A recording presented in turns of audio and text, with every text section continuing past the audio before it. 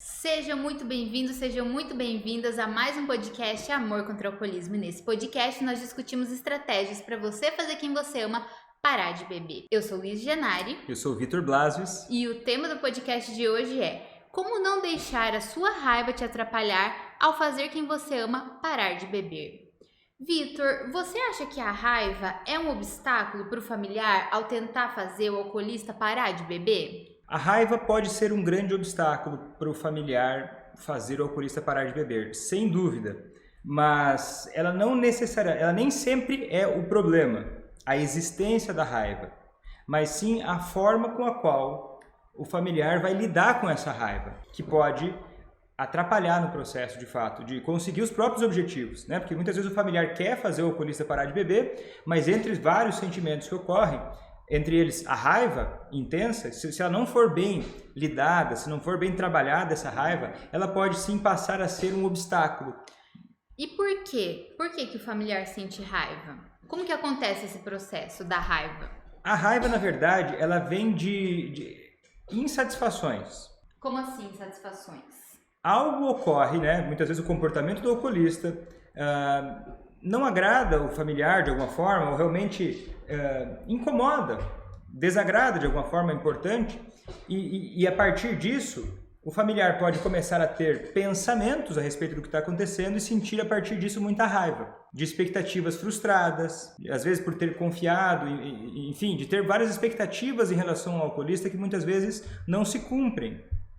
E a partir disso o familiar pode começar a pensar coisas do tipo que está sendo desvalorizado, que está sendo passado para trás,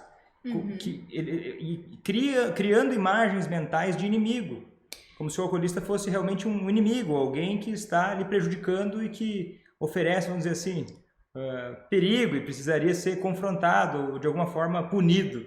Entendi. E como que essa raiva aparece? Como que eu consigo identificar? Como você percebe que isso aparece nas suas alunas, por exemplo? Isso aparece de duas formas principais. Que uma delas a pessoa não percebe que tem raiva. Claro, aquela forma mais nítida, a pessoa me diz: olha, Vitor, eu sinto muita raiva do meu filho. Olha, Vitor, eu sinto muita raiva do meu esposo. Olha, Vitor, às vezes eu perco a cabeça em determinadas situações e digo coisas que eu, às vezes, até sei que não são úteis, mas eu fico tão dominada pela raiva que isso acaba me levando a adotar comportamentos que eu não acho que são interessantes, mas eu acabo caindo nisso. E tem um outro jeito que a raiva aparece, que é um pouco menos óbvio, que é aquela raiva menos aparente. Que se eu pergunto para alguma aluna minha que tem esse tipo de raiva, eu digo: olha, mas você tem raiva do seu filho? Você tem raiva do seu marido, do seu irmão, do seu familiar? E ela me diz assim: não tenho. Mas daí quando a gente vai observar o comportamento ao longo do tempo, é um comportamento provocador, é um comportamento muitas vezes hostil. E o que ela diz é: não, mas eu faço isso, eu começo a perturbar o meu familiar, eu começo às vezes perseguir o meu familiar por amor. Quando no final das contas existe talvez ali, né, a gente, no fim das contas acaba percebendo que existe ali uma raiva que a pessoa não tem nem coragem de admitir para si. Então um dos problemas, uma das sacadas que é importante para lidar com a raiva, para não deixar a raiva dominar o familiar, é tomar consciência da raiva. É um bom passo, começar a tomar consciência. Olha, a raiva não necessariamente é errada, não é errado ter raiva, a pessoa pode ter raiva, mas é importante ela ter consciência de se ela tem raiva e o que está fazendo ter raiva. Que às vezes a pessoa não sabe por que tem raiva. E pergunta: olha, por que você está com tanta raiva do seu familiar? E a pessoa: Vitor, mas é óbvio, ele chegou em casa às 2 da manhã. Isso não é a causa. O que o alcoolista faz não é a causa da raiva. O que as pessoas fazem não é a causa dos sentimentos das outras. Isso às vezes é difícil entender e diferenciar entre estímulo e causa. O alcoolista chegar às 2 horas da manhã pode ser um estímulo, mas a causa nunca tem a ver com outra pessoa. Tem a ver com quem está sentindo aquilo. Tá, mas me diz uma coisa, como que você falou assim que essa raiva, ela aparece nas pequenas coisas, né? Nos pequenos detalhes. Me dá um exemplo. Essa raiva que a pessoa não percebe às vezes. Pra pessoa que está em casa agora conseguir identificar se ela tem isso, raiva ou não. ela vai ter que parar para perceber, ó, como é que eu sei se eu tenho raiva, se às vezes a pessoa pode ter raiva e não perceber, né?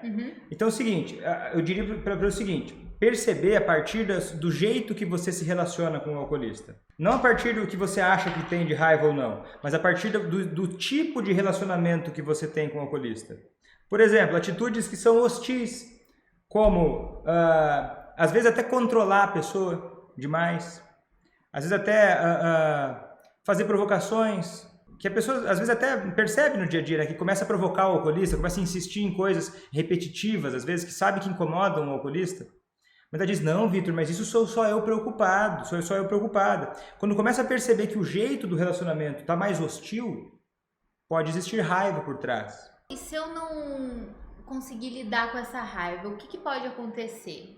O que geralmente acontece? Olha, é só a gente pensar o seguinte, o objetivo do familiar é que o problema se resolva da melhor forma possível, que o alcoolista pare de beber. Para o alcoolista parar de beber, ele precisa ter interesse mínimo em parar de beber.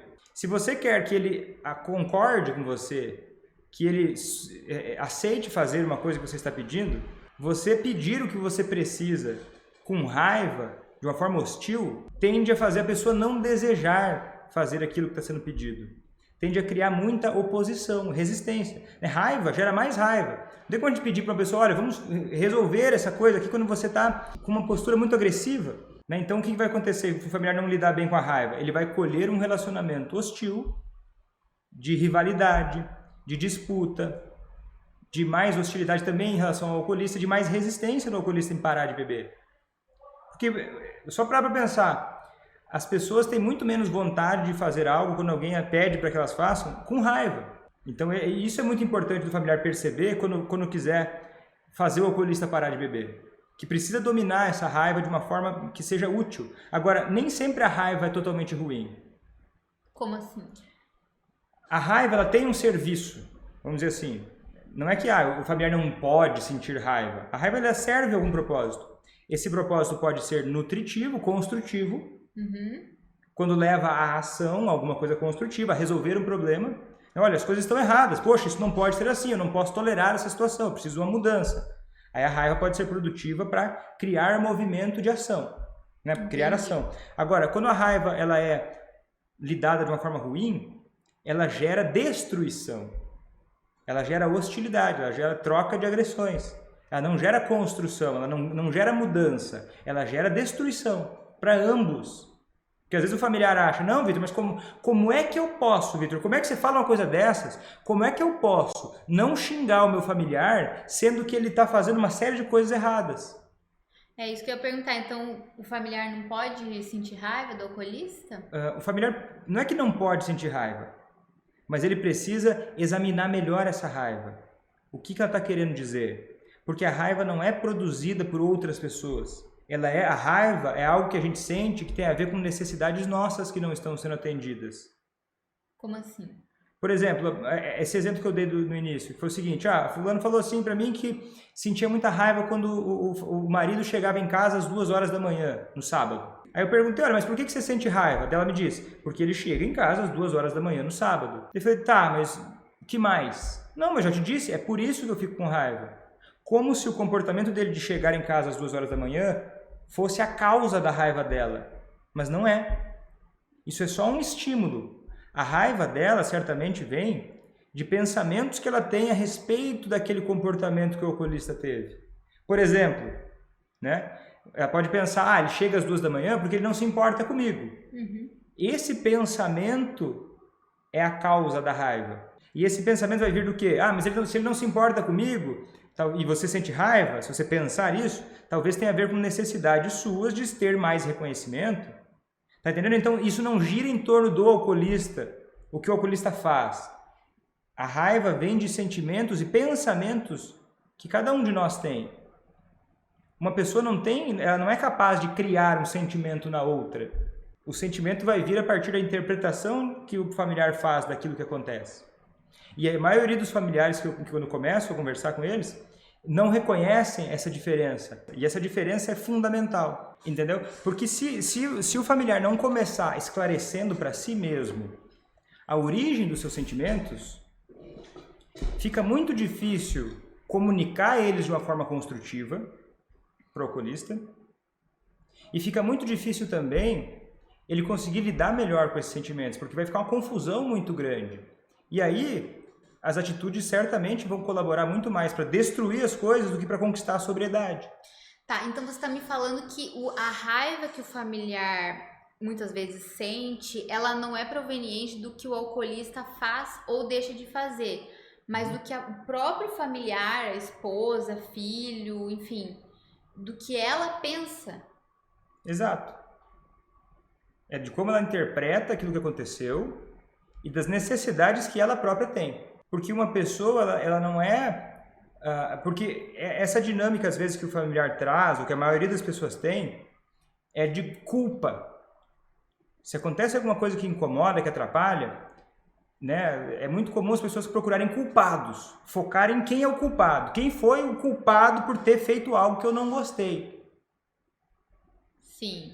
Sei lá, se alguma coisa não saiu como eu gostaria, ou se a pessoa se comportou de uma forma que eu não concordo, a tendência é começar a culpar essa pessoa. Uhum. Ao invés de parar e refletir, tá, o que eu preciso? E o que eu estou pensando? Porque é o pensamento que vai determinar os sentimentos que a pessoa tem. Ah, mas eu esperava que ele fosse diferente. Olha, eu tenho raiva do meu filho porque ele não me escuta. E daí a pessoa, não, mas claro, meu filho, o dia que você passar a me escutar, eu vou parar de ter raiva de você. Mas não é bem isso. O filho talvez não escutar já é um julgamento. Agora, o que traz a raiva maior é começar a pensar que, não, meu filho não me escutou naquele momento porque ele não se importa com nada, porque ele não valoriza aquilo que eu faço por ele. E aí começa a ter uma série de pensamentos que vão alimentando a raiva, e a raiva muitas vezes se alimenta de si própria. Por quê? Quando a gente sente muita raiva, o que acontece na nossa mente? Todos nós, né, já sentimos raiva em algum momento. O que acontece na nossa mente? Os nossos pensamentos, quando a raiva ela fica cada vez mais intensa, existem níveis de raiva, né? Pode ter um pouquinho de raiva. Tem gente que fala assim, não, eu não tenho raiva porque eu não tenho aquela raiva enorme. Mas as raivas existem níveis. Um pouquinho de raiva, um pouquinho mais. Pode ser, vamos dizer, uma escala de 0 a 10. Só pode ter 1, 2, 3, 4, 5, 6, 7, 8, 9, 10. 10 é o extremo de raiva. Quanto mais raiva, mais a nossa mente e o nosso corpo se preparam para luta ou fuga. Por exemplo, quando você começa a ficar com raiva de alguém, sei lá, pisou no seu pé. Sei lá, pisou no seu pé, aí naquela hora, pô, você tá com raiva, ficou com raiva da pessoa que pisou no seu pé. Naquele momento da raiva, se a raiva está intensa, os pensamentos que vão começar a surgir na cabeça, eles vão ser de coisas negativas daquela pessoa. Sim. E vão se amplificar naquele momento. A pessoa só consegue enxergar o lado negativo. O lado negativo na hora da raiva.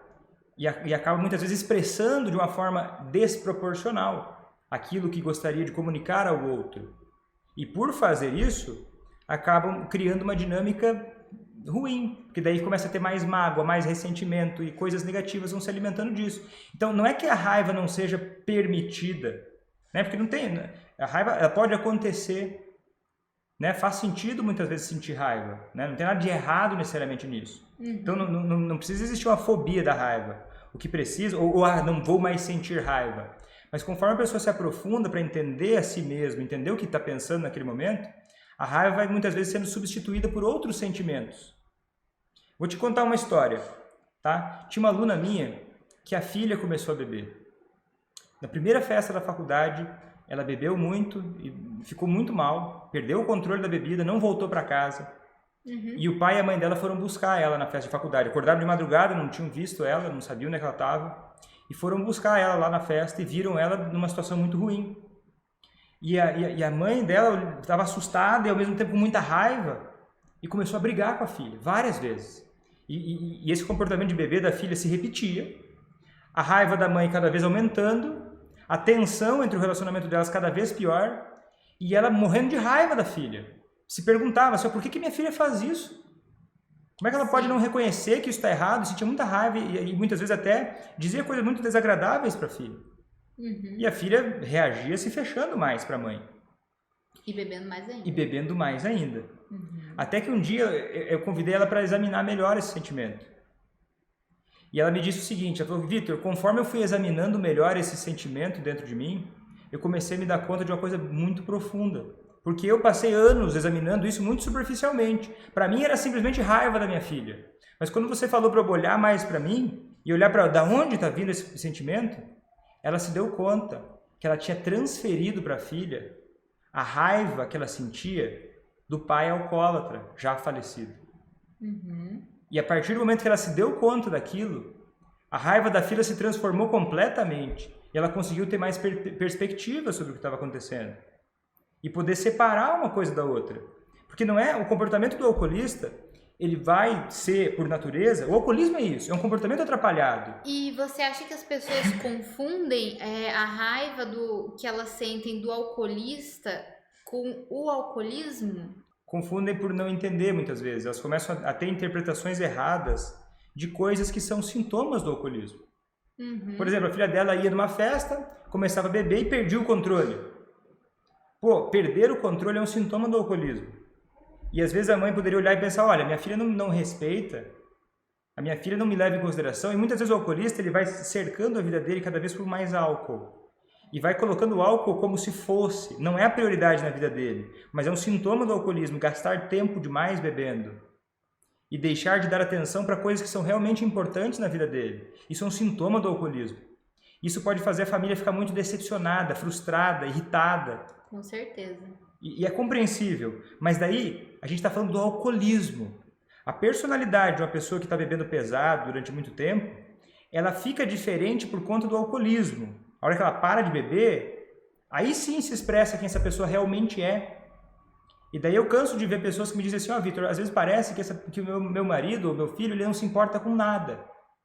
Ele parece que não respeita nada, parece que ele não se importa com a destruição que ele está causando para a vida dele e para a minha. E não se dá conta de que isso não é o filho, isso não é o marido, isso não é a pessoa. Isso é um sintoma do alcoolismo que está se manifestando ali. E às vezes o familiar confunde o alcoolismo com o indivíduo alcoolista. E eu não estou dizendo isso aqui, tá? Alguém pode pensar que, Vitor, você está falando isso aí porque você quer defender as atitudes do alcoolista, quer dizer que o familiar tem que aguentar todo tipo de situação? Não, não é isso que eu estou falando. Porque muitas vezes o familiar não percebe que essa raiva, ela é um grande tiro no pé. O jeito que essa raiva é expressada, ela pode ser um grande tiro no pé. Vai afastar o alcoolista da sobriedade. Então a ideia é poder administrar essa raiva de uma forma produtiva, construtiva. E como que o familiar pode fazer isso? O familiar pode começar examinando melhor. Eu ouvi lá o vídeo do Vitor lá que dizia assim, olha, a raiva não vem pelo que acontece, vem pelo como eu interpreto aquilo que acontece. E começar a examinar isso. Começar a examinar os efeitos que a raiva tem na própria vida e no próprio comportamento. Isso já é um excelente primeiro passo. Começar a se dar conta. Não deixar ir sempre pelo automático. E começar a calcular, ok, como eu posso lidar com esse sentimento de uma forma mais produtiva? E aí o familiar pode se deparar em determinadas situações conseguindo lidar com uma situação de uma forma muito melhor se ele não agir de acordo com o impulso imediato. Porque às vezes a vontade que dá é falar um monte de coisa para o alcoolista. Sim, com certeza. É tirar satisfação, é criticar. Mas daí como lidar com isso? Ter consciência e começar a se perguntar, olha, será que é interessante eu agir? Porque a raiva é um impulso de ação, as emoções são impulsos de ação. É como se fosse um carrinho daqueles aqueles carrinhos antigos que não sei se você vai se lembrar, aqueles carrinhos que você puxava para trás e daí ele ia para frente sozinho. Carrinho, não sei como é que chama, carrinho de eu sei qual que... fricção, não é? Aqueles carrinhos que você puxava para trás, aí tinha uma mola, um elástico, daí ele ia para frente rápido. As emoções são isso, elas são um impulso de ação.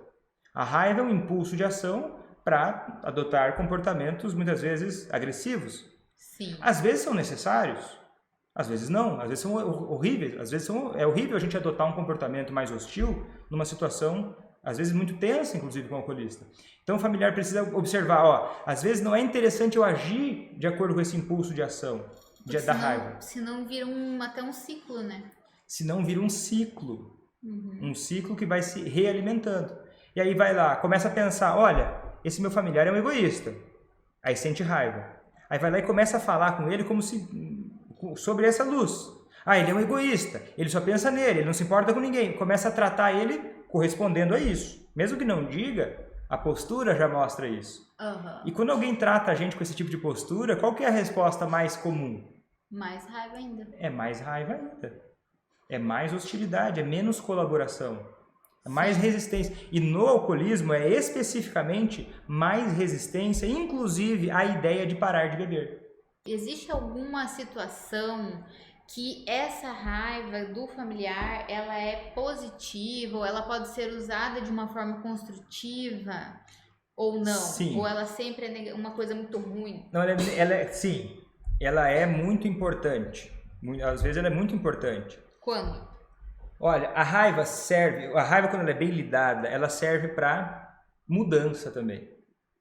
Ó, as coisas estão muito ruins, olha, não, minha vida está ruim, o jeito que as coisas estão está muito ruim, eu preciso tomar uma atitude. Às vezes um pouco de raiva pode vir disso, mas uma raiva construtiva. Quando que ela é boa?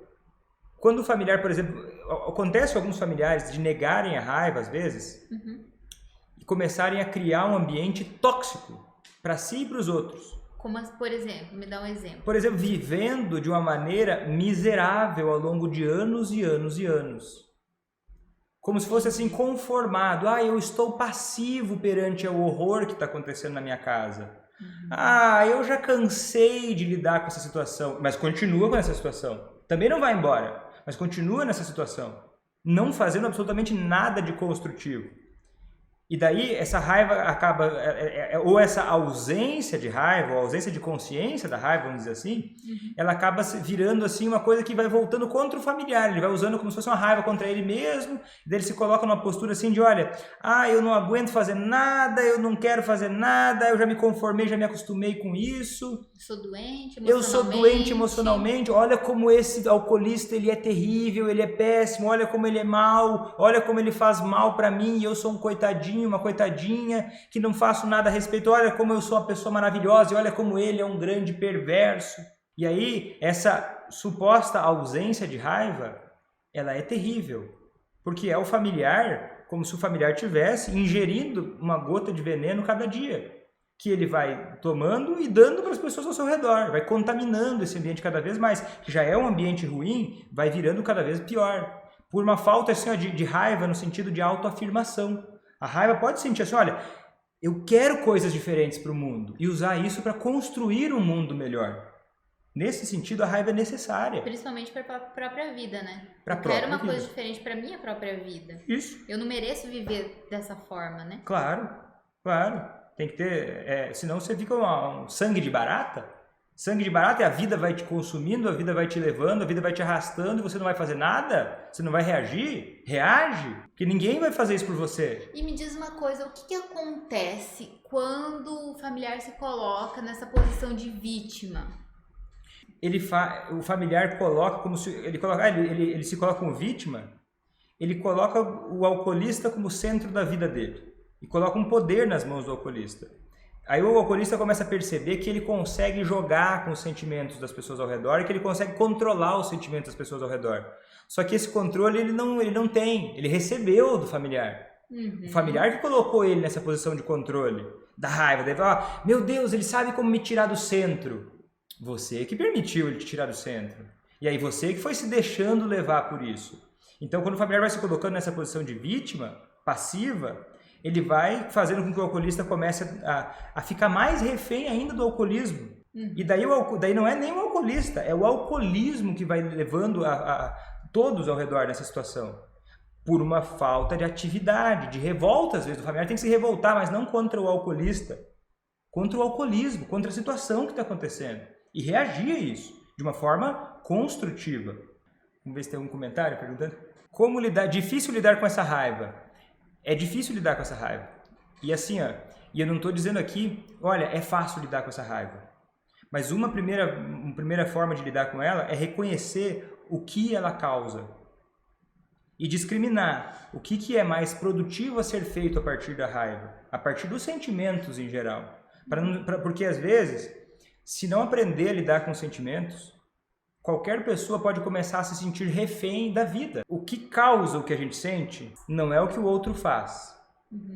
Por exemplo, eu vou dar um exemplo mais didático. Então, você está dirigindo o seu carro e vem um outro motorista e te fecha, te dá uma fechada. Aí se eu perguntasse, a maioria das pessoas me diria, que se eu perguntasse o que você sente quando alguém te fecha no trânsito, a pessoa me diria, raiva. Por que você sente raiva? Porque o outro me fechou. não é a fechada no trânsito que causa a raiva. Como assim, Vitor? É o que me diz. Como assim não é a fechada no trânsito? Essa pessoa fez isso, essa pessoa é um idiota. Olha, ele é um ignorante, olha como ele não me respeita. Ah, então a gente começa a partir daí a entender de onde vem a raiva. Desse tipo de interpretação a respeito do que aconteceu. E às vezes tem gente que, até no trânsito, vai lá e fica com raiva da pessoa porque ela me cortou no trânsito. E vai lá e descobriu o que aconteceu e quando vai ver, a pessoa cortou ela no trânsito porque estava, sei lá, com um familiar doente indo para uma emergência hospitalar e daí fez aquilo para salvar a vida de alguém. Aí a raiva passa. Ou também nem percebeu, né? Ou nem percebeu, mas o que faz, isso tudo vai girando por entrar num circuito de pensamentos e julgamentos que muitas vezes não tem a ver necessariamente com o que a pessoa fez, com uma perspectiva própria. Ou que tem a ver com as necessidades próprias. Que daí a pessoa coloca assim, a família do alcoolista não vive. A família do alcoolista é porque o alcoolista é o grande culpado por tudo isso que está acontecendo. O alcoolista que é o grande vilão por tudo isso que está acontecendo. Esse é um tipo de exemplo de pensamento que vai gerar o quê? Pô, se tem um culpado, se tem um vilão, esse vilão ele precisa ser o quê? Punido. Ele precisa ser responsabilidade, ele precisa ser punido realmente, ele precisa ser disciplinado. E aí esse tipo de abordagem faz o quê? Cria mais hostilidade. Só que ele vem do quê? Ele vem das necessidades do familiar, que não estão satisfeitas. Só que o alcoolista, ele não é o causador das necessidades do familiar. Cada um já nasce com as suas próprias necessidades. Cada um tem as suas necessidades. E claro, o alcoolista talvez hoje não está correspondendo a muitas expectativas da família. Predominantemente por conta da doença. Eu não estou dizendo que ele não tem responsabilidade por isso. Mas nesse enrosco todo, a gente precisa ter uma estratégia. A gente precisa ter uma abordagem construtiva para desenroscar essa história.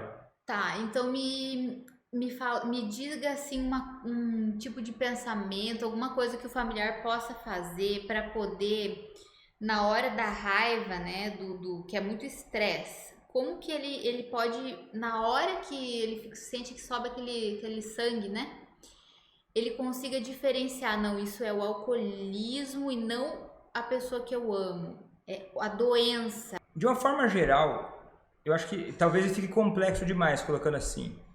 Vou tentar colocar de outra forma, ver se fica mais simples. Começa pensando sempre assim, olha, que situações te fazem ficar com muita raiva? E começar a pensar pelo seguinte princípio, se é efetivo agir de acordo com essa raiva ou não. Calcular primeiro isso. É efetivo eu agir de acordo com essa raiva? Parar e observar os fatos. E muitas vezes as situações se repetem. E o familiar tem a oportunidade de olhar para trás. Tipo, pode olhar agora. Que não está com raiva, necessariamente, nesse momento, nesse segundo, talvez. Sim. E examinar os fatos. Quando acontecem determinadas coisas que eu fico com raiva, é efetivo agir conforme determinado por essa ação de raiva? Conforme esse sentimento de raiva? Porque o familiar, às vezes, eles não pensa nisso. Ou as pessoas em geral podem não pensar nisso. E naquele momento da raiva, simplesmente desejar desabafar essa raiva. Só que isso não é uma boa estratégia para lidar com a raiva. Antigamente se dizia isso, né? Que a melhor forma de lidar com a raiva, inclusive até em terapias antigas, né? Bem antigas, já quebrou essa ideia. Falavam assim, tá com raiva, vai lá e faça alguma coisa agressiva, escute uma música agressiva, ou vai lá e desabafa, fala tudo que você tem para falar mesmo, e alimenta essa raiva. Só que isso vai alimentando no cérebro esse circuito da raiva, e da próxima vez isso vai tender a se repetir. Então o que é interessante o familiar fazer? Reconhecer essa raiva e não deixar a raiva dominar as próprias ações. Às vezes, dependendo do nível da raiva, a quantidade de raiva que tem, se afastar daquele momento, se afastar daquela situação por alguns segundos que seja.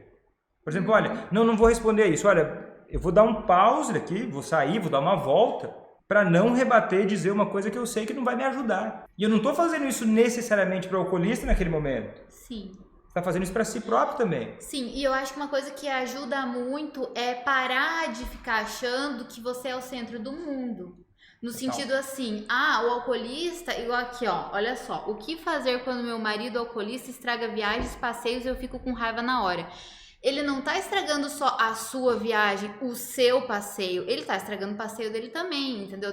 Você tem que parar de ficar colocando as coisas só da sua perspectiva. Total. Se vitimizar é a pior coisa que tem, né? Com raiva de todo mundo, igual uma criança, né? Sim, o alcoolista é o culpado, sendo que é uma doença.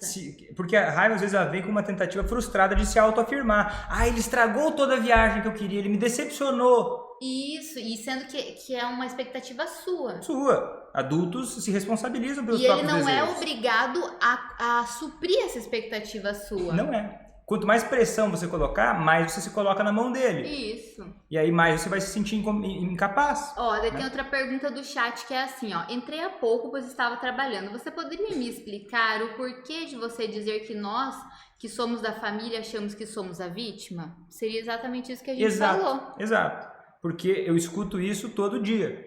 Todo dia. E eu assim, e é uma das minhas lutas aqui. É porque o familiar do alcoolista, se você não se acha vítima, ótimo, passamos desse ponto. Temos alguns ainda para trilhar, temos ainda mais uma jornada para trilhar, mas esse é um primeiro ponto. Você não é vítima. Na medida que você se enxerga como uma vítima e o alcoolista como um vilão, você começa a cavar o seu próprio buraco. Com certeza. E esse buraco que você se coloca, né? Por isso que eu digo, por isso que eu ressalto isso. Mas você falou que a família é vítima. Não é vítima. Outro pensamento que eu diria é o seguinte, assim, eu não estou dizendo que as pessoas elas não podem depender umas das outras. Eu não estou dizendo que não seria interessante criar relacionamentos com reciprocidade. Não é isso que a gente está falando aqui, né? Está falando o seguinte, olha, que você ter o pensamento de que as pessoas te devem tudo, vai fazer você ter uma vida miserável. Isso, com certeza. As pessoas não te devem as coisas. Você precisa construir relacionamentos. Você é adulto. E capaz. E quanto mais difícil é a sua situação, mais você tem que lutar para fazê-la ser diferente. Exatamente. Porque ninguém vai fazer isso para você. Não vai ser o governo, não vai ser, sei lá, alguém que vai baixar e vai resolver a sua vida. E muito menos o alcoolista sozinho. Vamos só retomar aqui que tá tendo muita, assim, as pessoas não estão conseguindo entender. A família, por sofrer, não é vítima do alcoolismo? Vamos explicar então tudo de novo. Sim, do alcoolismo. Tá. Do alcoolismo. Quem causou o alcoolismo? Ninguém. Quem causou o alcoolismo? Ninguém. Ninguém escolheu ter alcoolismo, né? Porque às vezes a pessoa pode olhar e pensar, mas olha só que pessoa ruim, olha o que ela faz para nossa vida. Ele não escolheu essa vida horrível. Tá, mas é porque assim, esse pensamento de se colocar como vítima, ele não é sempre um pensamento muito prejudicial para a própria pessoa? Total. Explica por quê. Porque a pessoa ela se coloca... Ela se anula. Ela se anula, ela se coloca como incapaz, ela coloca o outro como poderoso. E quanto mais a gente estiver, cada um de nós, quanto mais a gente estiver se sentindo vulnerável, fraco, incapaz, isso não são verdades, são pensamentos, é mentalidade que a gente está falando aqui, não é um fato. Qualquer um é capaz de mudar as coisas na sua vida. Né? A gente está falando aqui de adultos. Se a gente estiver falando para crianças, é outra história. Agora, qualquer pessoa que se coloca dessa forma infantilizada, vamos dizer assim, ou fraca de si, essa visão enfraquecida de si, ela vai tender a sentir mais raiva também. Porque a impotência, a sensação de impotência que cada pessoa se coloca em si...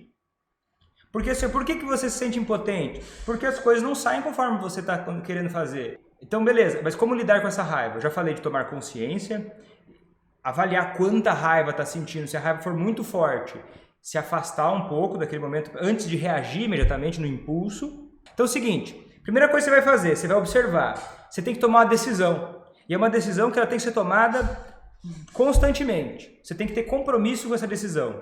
De olha, a partir de hoje eu não quero ser escravo da minha raiva.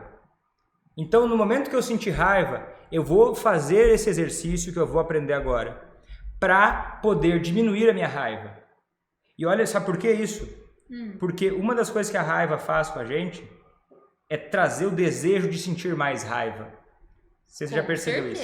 Com certeza, já percebi. Quando a gente está com raiva, a gente não quer se sentir com menos raiva. A gente quer ir até o circo pegar fogo. Então a primeira coisa que tem que fazer é se comprometer a, mesmo tendo vontade de sentir mais raiva, fazer esse exercício que vai reduzir a raiva. Porque daí você começa a quebrar o ciclo da raiva e ter condições de responder de uma forma mais livre ao que acontece com você. Então vamos lá, é um exercício físico, tá? Ele é físico. é um exercício do corpo. Por quê? A gente poderia falar sobre exercícios de pensamento e tudo, até tem uma parte do curso ACA que eu falo sobre mudança de pensamento, só que para não tornar isso muito complexo, eu quero dar uma coisa aplicável já. Que é o seguinte, o corpo ele tem uma reação, o nosso corpo ele muda a nossa mente. Conforme a nossa postura corporal, existe uma relação da mente sobre o corpo. Quando a gente está com raiva, a gente tende a ficar mais tenso, até franzir a testa, assim, né? Então, existe uma relação entre a mente e o corpo. Sim. Agora, o que a maioria das pessoas não sabe, e é cientificamente comprovado, é que o corpo também é capaz de influenciar a mente para mudar os sentimentos. E esse exercício que eu vou mostrar agora, que não vai dar vontade de fazer quando você estiver com raiva, que é o exercício do meio sorriso e mãos dispostas, certo? Ele serve muito bem para raiva, tá? Ele é um exercício que a pessoa faz assim, como é que você vai fazer? Você vai adotar uma postura corporal incompatível com a raiva. Você vai perceber o seguinte, que à medida que você senta, né? Você vai sentar numa cadeira, pode ser, tem outras variações, mas eu vou te ensinar uma delas. Você senta na cadeira com a coluna ereta, os ombros relaxados, relaxa os músculos do seu rosto. E aí você vai pegar as palmas das suas mãos voltadas para cima. Isso vai dar para ver na câmera aqui. E você vai colocar as palmas das mãos em cima das suas coxas. Relaxado, tá? Relaxado. Então, mãos dispostas, as mãos para cima, assim. As palmas das mãos em cima da coxa. E você vai com a coluna ereta, uma postura digna. Uma postura de abertura para a realidade. E aí você vai relaxar os ombros, relaxar o rosto, e você vai deixar as mãos assim, e vai dar um meio sorriso. É importante que seja um meio... O que é um meio sorriso? É você elevar as laterais dos lábios somente o suficiente para você sentir isso sutilmente. Tipo assim, ó. Se você fizer isso muito forte, tipo assim, isso não é um meio sorriso. Isso é um sorriso falso, o cérebro de alguma forma interpreta isso como uma coisa falsa, e o efeito não é o mesmo. Então presta atenção comigo, faça comigo aqui. Você vai colocar as mãos assim, a coluna ereta, relaxado, os braços assim, e você vai fazer um meio sorriso. E você vai ficar assim por alguns minutos. Quando você estiver sentindo raiva, você vai perceber que é difícil sentir raiva nessa posição. Talvez você sinta vontade de não fazer essa posição. Talvez sua mente comece a dizer que não preciso fazer isso, porque talvez você quer sentir mais raiva. Mas experimente fazer isso. Praticar essa postura. Ó, sinto raiva, estou com raiva agora. Meu familiar saiu, fez uma coisa que eu não gostei. Ó, durante uma viagem aconteceu uma coisa que me deixou muito irritada com ele. Então deixa eu parar. Deixa eu assumir o controle das minhas emoções. Deixa eu assumir uma postura corporal que vá contaminar a minha mente para eu não ser escravo do meu sentimento nesse momento. Então, por isso é o comprometimento. Como é que foi a sensação? Se você está vendo no gravado, me conta nos comentários. Como é que você sentiu? Boa, como é que foi a sensação? Conta aqui nos comentários, deixa eu saber. E aí, essa postura que você vai adotar, acontece o quê? Ela vai gerar uma reação cerebral, uma reação mental. Ó, tô dizendo, ó, leveza, ela gera. Só que eu vou te já antecipar, eu já disse isso, eu vou repetir porque isso é muito importante. O que a raiva faz? Ela gera vontade de sentir mais raiva. Então, na hora da raiva, você vai ter que lutar contra esse impulso de ação. E são nesses momentos que você vai começar, dia após dia, parar de ser vítima da vida em geral. Parar de ser meramente um espectador da própria mente. E passar a ser uma pessoa que consegue lidar com a própria vida, que consegue assumir o controle das situações. Parar de ser vítima. Parar de ser vítima e passar a ser protagonista da própria vida. Ó, mais relaxada, leve. Né? E esse é um exercício. Porque é importante você ter isso levar isso em consideração agora. Não adianta nada agora você ter esse exercício e você não usar isso. E você não usar isso para fazer com que as suas atitudes ao longo do dia a dia, no cotidiano com o alcoolista, sejam mais construtivas para causar uma mudança na sua história. E é para você que eu falo. Você precisa ter entendimento de que, olha, isso está dentro da sua estratégia. Lidar com os seus sentimentos, ser mais construtivo na sua vida, só vai fazer você ganhar mais. Com certeza. E isso faz parte do processo de fazer o alcoolista parar de beber. É você se capacitar lidando com seus sentimentos melhor. Para você, não é assim, ó, ai, Vitor, dizendo que eu não posso sentir raiva? Não, a raiva pode vir, mas você dominar isso. Você não ser um escravo de si mesmo, certo? Então, foi um grande prazer. A gente vai ficando por aqui. Até a próxima. Tchau. Tchau.